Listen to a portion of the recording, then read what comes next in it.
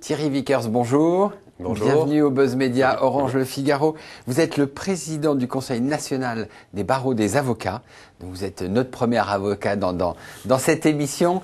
Alors, votre actualité, c'est le 23 septembre, ce qui est original pour votre profession. Vous lancez une web TV qui s'appelle tvdroit.fr pour mieux faire connaître votre profession. Alors, première question, les avocats, c'est une profession réglementée qui n'avait pas droit ou qui a droit à la publicité. On en est où juridiquement ?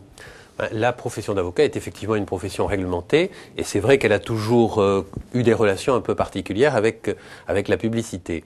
Très longtemps, la publicité personnelle a été interdite aux avocats et puis progressivement, d'ailleurs sous la pression notamment de la réglementation communautaire, on a autorisé la publicité.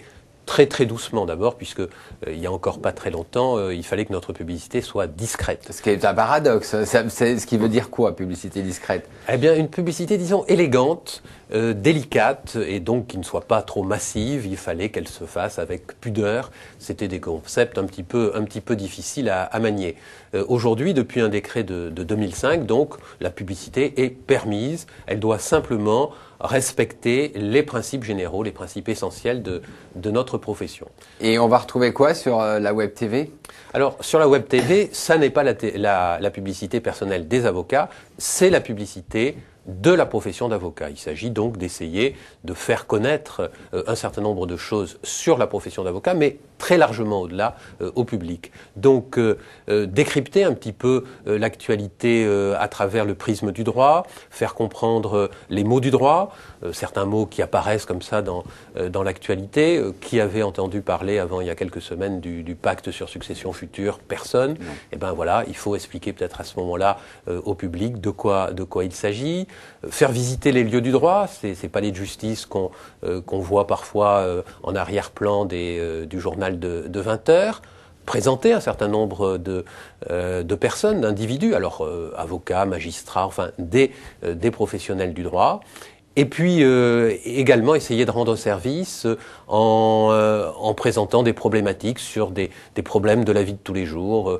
Que se passe-t-il si vous ne mettez pas d'accord avec votre chauffeur de taxi sur la direction ou sur le prix? Que se passe-t-il dans comme ça des petites scénettes? Faire comprendre aux Français qu'ils ont toujours affaire à un avocat et que la profession ne se résume pas finalement aux 5 grands ténors des barreaux qu'on voit aux 20 heures. C'est ça un petit peu le... Absolument. Je crois que c'est tout à fait ça la problématique. Nous vivons une espèce de paradoxe. Finalement, la profession d'avocat est peut-être de toutes les professions celle qui est la plus médiatisée. Il n'y a pas, comme vous l'avez souligné, il n'y a pas un 20 heures auquel on ne voit pas un avocat. Voilà, et c'est vrai que notre actualité, c'est d'abord l'actualité des procès, des grands procès.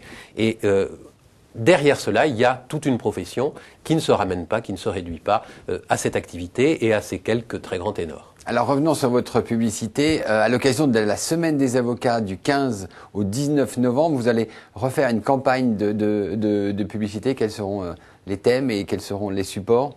Alors, l'idée de la semaine des avocats et du droit, c'est de, pendant une semaine de 4 jours, mettre à la disposition des individus et des entreprises, des avocats qui répondent aux questions par téléphone, aux questions qui leur sont posées. Donc, plateforme téléphonique, également campagne télévisuelle avec un certain nombre de spots, et donc des avocats qui sont à la disposition du public. Ils sont à la disposition gratuitement ?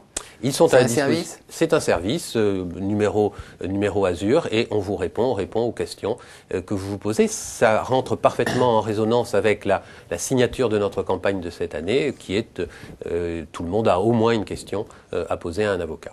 Et alors, vous aviez l'année dernière un partenaire média qui était Europe 1. Là, vous allez re-signer avec Europe 1 ou vous cherchez un autre partenaire média ? Je crois que ça s'est très bien passé avec Europe 1 et nous sommes en discussion pour voir si on renouvelle l'opération de partenariat. J'espère que ce sera le cas.